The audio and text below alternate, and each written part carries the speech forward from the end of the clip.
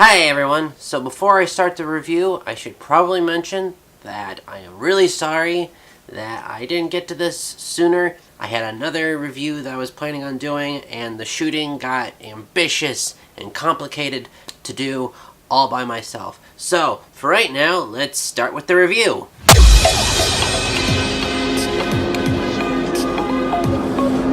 I'm Carl. I'm a critic. That's why they call me Carl the Critic.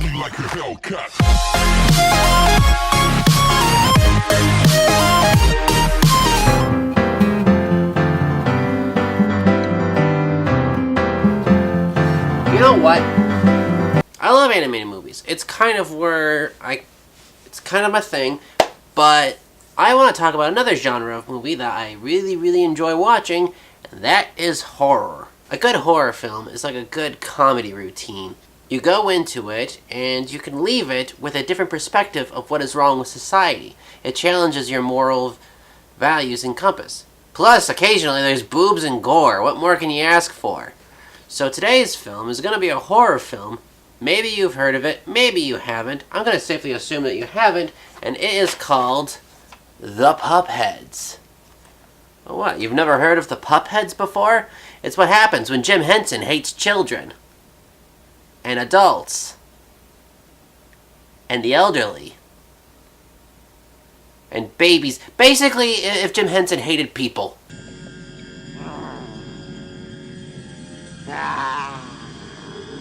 Actually, it wasn't created by Jim Henson. The Puphedz was actually created by a man named Jürgen Hyman, who I'm going to assume you have never heard of, but you've probably heard of this. That's right, Jürgen worked on films such as Pacific Rim, Honey, I Shrunk the Kids, all the Men in Black movies, all of the Hellboy movies, the original ones, Attack the Block. He worked on Team America World Police, and he also worked on, based on his IMDb page, Birdman, or The Unexplained Virtue of Ignorance. So that all seems like a very impressive list of movies to have on your resume, but what exactly does he do?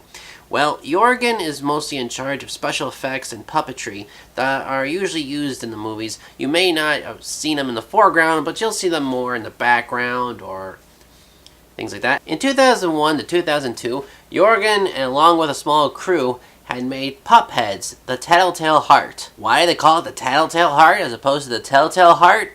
They want to trick you into thinking this is for kids.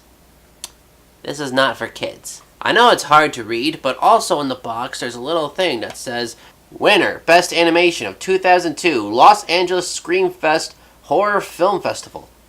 Well gee, that must be a nice prestigious honor. So prestigious, it's not even listed on his IMDb page. Well, okay, so maybe it's not on the IMDb page, but I do believe that it did win at this film festival, which also gave awards to Vampire the Last Blood and Dead Time Stories. So, just out of curiosity though, not doubting that this is great animation, I just want to compare it to the animated films that came out that same year. We are the cartoon heroes, we are the ones who gonna last forever. So this better be amazing. Let's take a look at the opening shot. Hey, they're right. This is the greatest animation I've ever seen. It looks so lifelike.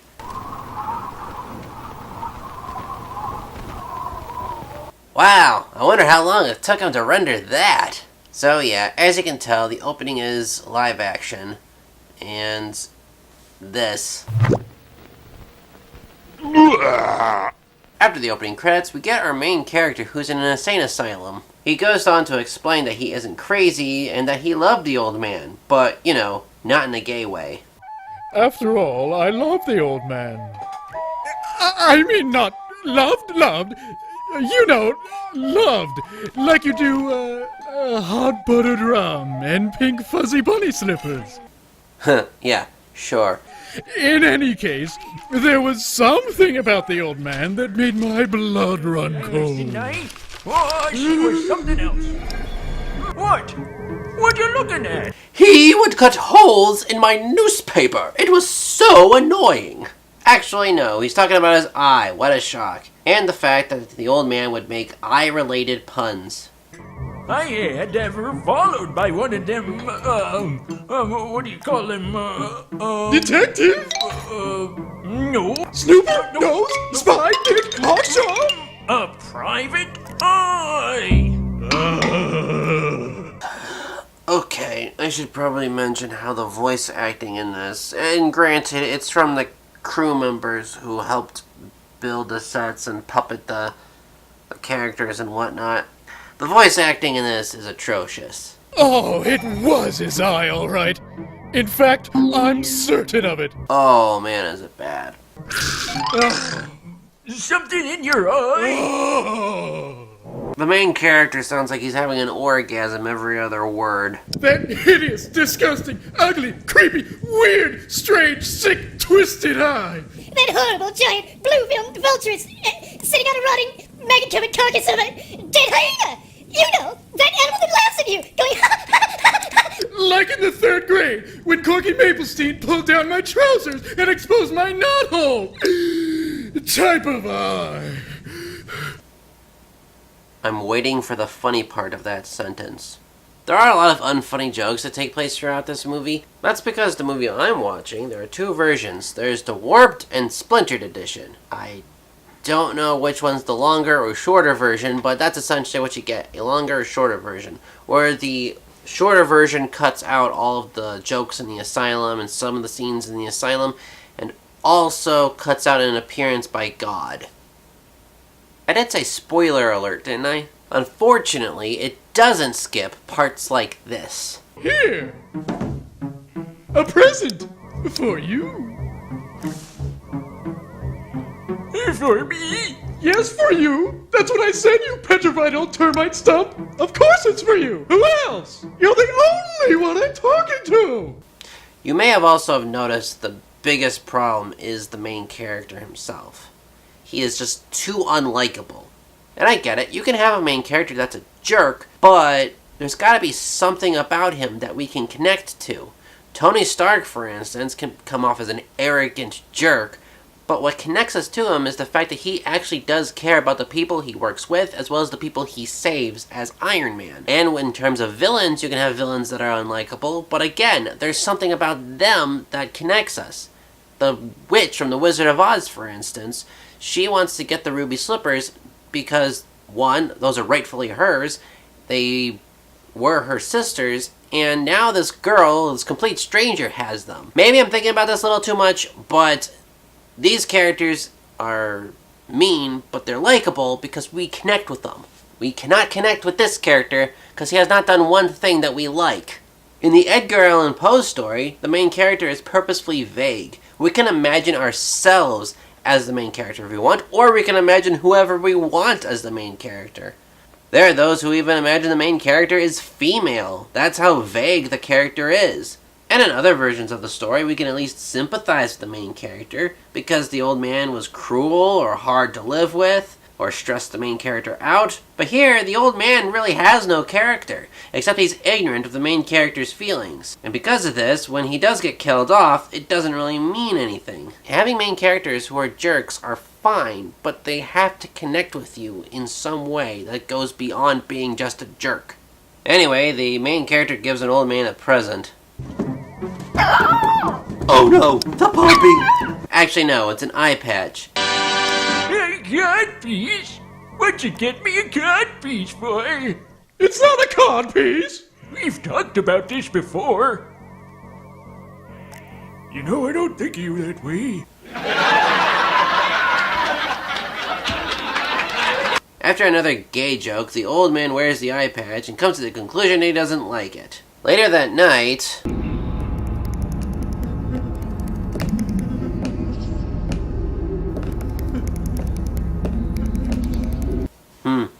Still better animation than Rhapsody Street Kids leaving Santa.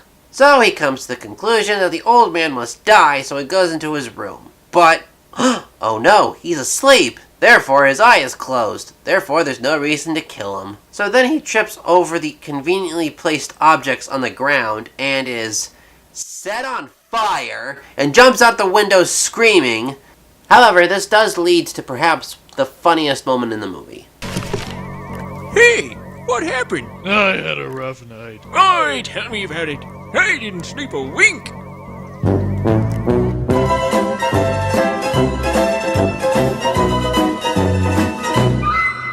So he plots to kill the old man and get his eye open. He goes in, sees the old man is awake, and hears the sound of his heart.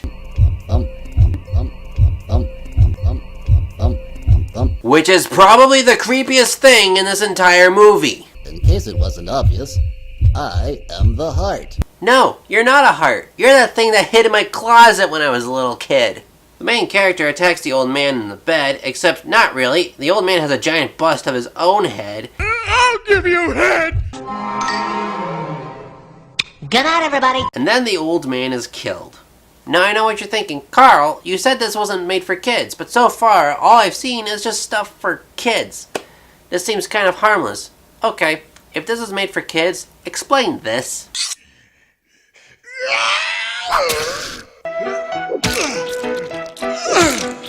You know, for kids.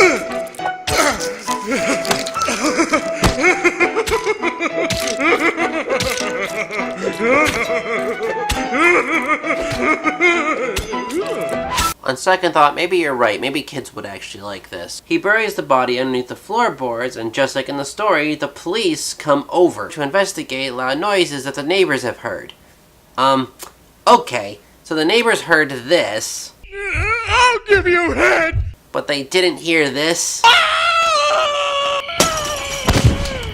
Kind of selecting hearing from the neighbors. I'm starting to think that they actually hate this guy as much as we do. And, well, there's gonna be another giant elephant in the room, so just listen to these guys.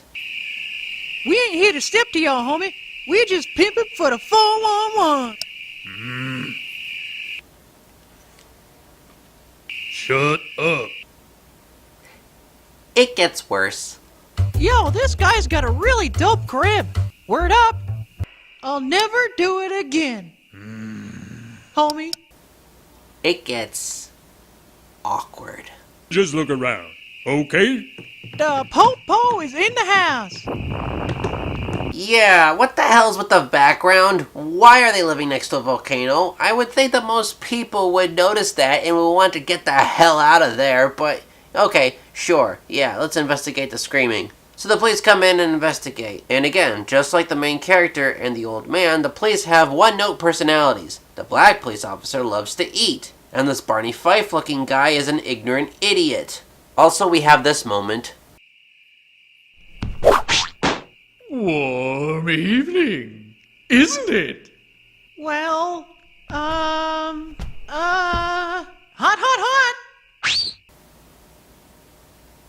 The white police officer falls down a chimney and... Oh, Mary.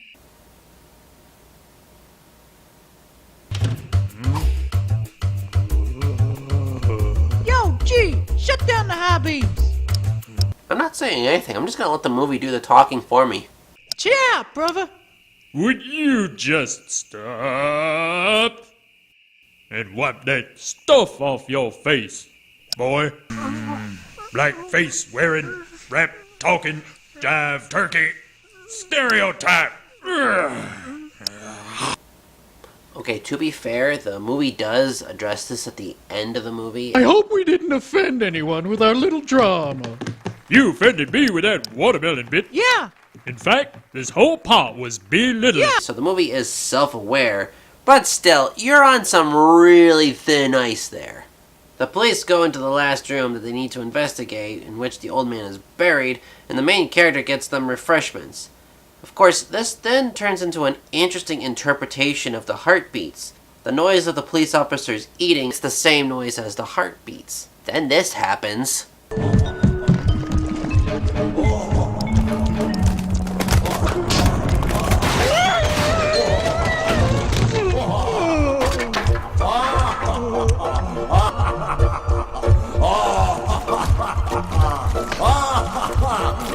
You know, for kids. He did it. He did it. He did it. He did it. He did it. He did it. He then confesses his crime just like in the story. God makes an appearance for some reason. And then we see this. The end. Well, kind of. There is a little bit more to it, but let me just explain something else about this movie. This is supposed to be a play within a movie. This was actually a series that Jorgen wanted to make with these characters. Wanted to make more with the Puphedz. But that was 16 years ago, and he hasn't really touched the project since. So I'm not sure if there was no money, there was no crew, or there was conflicting schedules. But either way, it's kind of a shame, because I actually do want to see more of these characters. With the exception of a comic book, which you can get on their website. By the way, this is their website. Feel free to go check it out. Especially since, I'm kind of curious to see where this is going to go. I mean, I'm not saying that this particular movie was anything special or good, and like I said, the main characters are one note or unlikable, but in many ways, I feel like there's a lot of potential here. I feel like he could have actually done something with it. For example, if this was supposed to be a play within a movie, maybe some of the characters were at odds with each other, maybe some of the characters wanted certain parts, maybe the main character, whose name I'm going to get to in a second, by the way. Maybe the main character is such a diva and everyone else just does not like him, and maybe some of the events that play out behind the scenes play out during the movie and are parallel to each other. There's a lot of potential for something interesting here, which is why I think everyone needs to buy a copy of this, because it's so fascinatingly weird that it needs to be seen to be believed. I will also give credit where credit's due. The puppets are actually pretty well made, and some of the details of the background are actually clever and well thought out. Jorgen really does know how to direct, and he definitely has a style that would probably work in a stronger script movie. I do wish Jorgen did make another Puphedz movie and focus a little bit more on the characters, because I had no idea that the characters' names were Woodrow, Chip, Peter, and Leaf. Those are their names. Or what about other traveling performers? There are characters in the side that, didn't get a lot of recognition. What if there was a story involving them conspire behind the scenes to ruin the show? That would be interesting, and I feel like there's a lot of potential here. So Jorgen, if you are watching this, which I don't think you are, but if you somehow saw this, just know that I really want to see more Puphedz. Just because I'm so interested to see where this could actually go. Plus, it will scare the crap out of your kids. When I was younger, we had this.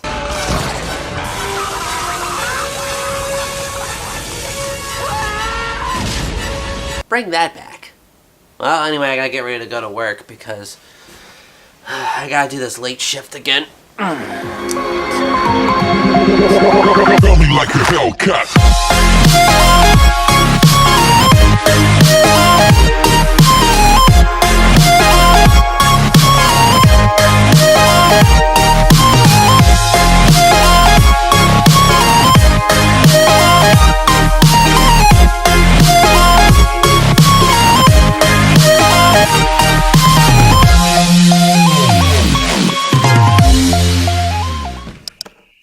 Did you search everywhere? Yeah. Did you look in there? No. Now, I know what you're thinking. Carl, you said at the beginning of this that this isn't made for kids, but so far I've seen a bunch of puppets doing shit.